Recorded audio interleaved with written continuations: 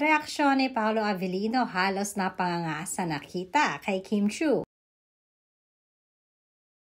Napaka-bless nga ni Kim Chiu at Paolo Avellino ngayong year 2024. Panay ang dating ng mga projects sa kanilang dalawa. Maging ang kanilang mga aura ay halatang match na match din sa isa't isa. Isang napakagandang blessing kasi ngayon ang dumating kay Kim Chiu.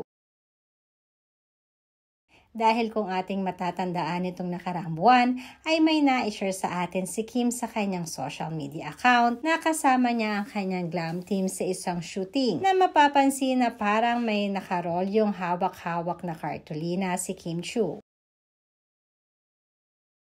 Kaya naman ngayon ay usap-usapan ang bagong endorsement ni Kim sa isang kilalang inumin.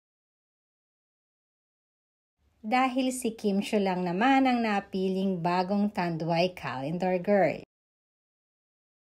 Hindi naman maiwasan ng mga netizens na mapahanga lalo kay Kim Chiu. Amin din na pag-alaman na bago pala ito ma-shoot ay na-share na ni Kim ang project na ito kay Paolo Avellino. Hindi naman di umano nagalit si Paolo at hindi rin naman pinagbawalan si Kim.